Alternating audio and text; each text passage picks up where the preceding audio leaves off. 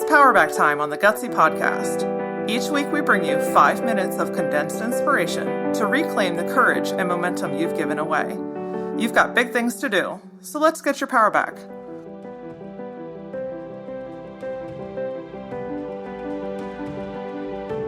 On this week's Powerback, we are talking all about supporting your tribe. If you tuned in earlier this week, we talked a lot about the hiring process and the do's and how-tos and different tips and tools that we use at Works to build a great company culture.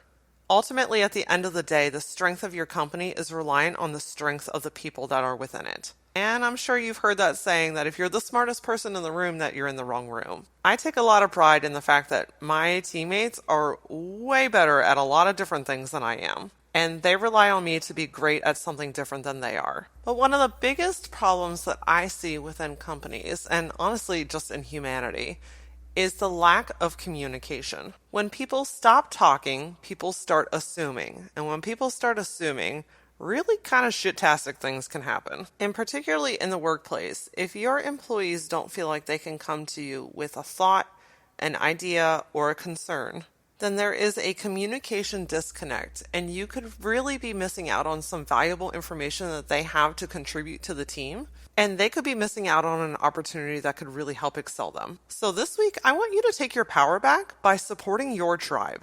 As the owner, it's easy to get wrapped up in the day-to-day, the vision, how are we going to do this, what's going on, who do I need to call back, or the 1,000 other things that are ever evolving on your list. One of your most important responsibilities is to keep your finger on the pulse. And because your team is the heartbeat of your company, you want to ensure that you are accessible for them, especially in a high tide season when there's a lot of work going on, there's a lot of deadlines, there's a lot of stress, there's a lot of pressure.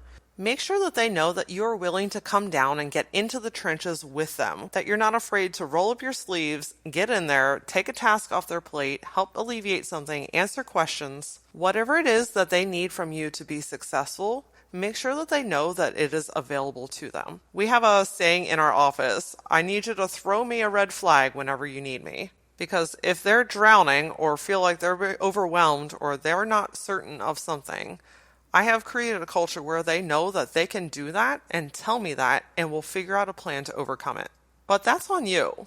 You have to vocalize and help them understand, and not only say, but act in that same manner so that they know that if they need to come to you, that they can. Otherwise, if you're always just busy and running in and out and you don't communicate a whole lot with them, they just feel like they're bothering you, or they'll try and figure out themselves and it takes 10 times longer, or they find themselves in a situation where they're always frustrated or confused. Make sure that they know that you are there to help and guide them when they need you the most.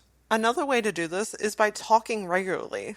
Like I mentioned, a lot of people just don't communicate anymore, and communication is really the foundation for every single thing that we do on a daily basis. We have one weekly meeting. On Monday mornings, we start our week together to find out where projects are, what's going on, what problems are we having, identify if there's any particular areas that they need my assistance on, where they need me to hop in and help out with something, and set goals for the upcoming week and month to come. By understanding and really knowing your team as individuals before they're even employees, you can also understand and know their signs of things like burnout and stress and worry, or knowing where they really shine so you know what types of projects fill their cups up. Yes, there is always times when jobs are not perfect and not everyone always loves exactly what they're doing. That's just kind of part of the nature. But as a whole, on a regular basis, by really knowing and supporting your tribe, you'll know the types of things that make them tick.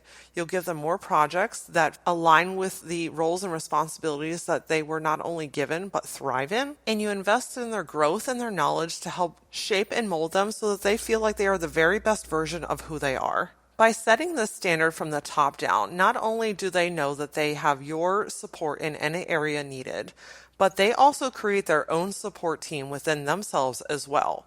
So if they see someone else struggling, they understand their love language or their top strengths, and they can say, hey, how can I help you? And when everyone is willing to roll up their sleeves to help someone get through something or to achieve something, the power and the trust that is built within the team and the culture just speaks volumes for days, months, and years to come. It creates a new standard. one that is uplifting and refreshing and supportive. When everyone knows that everyone has one another's backs, they feel more confident in taking risks.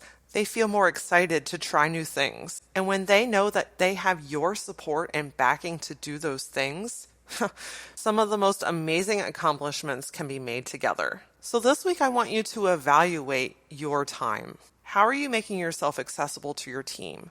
What is something that they could use you on more? What types of things were once important to you, but the stress and the time and the demand of the business got in the way? This week, I want you to make yourself accessible to your team and remind them that you are here to support them in any way they need.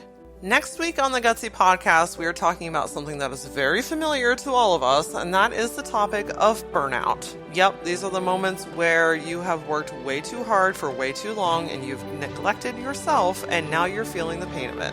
Until then, follow the Gutsy Podcast on Facebook and Instagram, and for more business insights and real-to-real shit, follow me on Instagram at @ThatLauraOra. See you next time.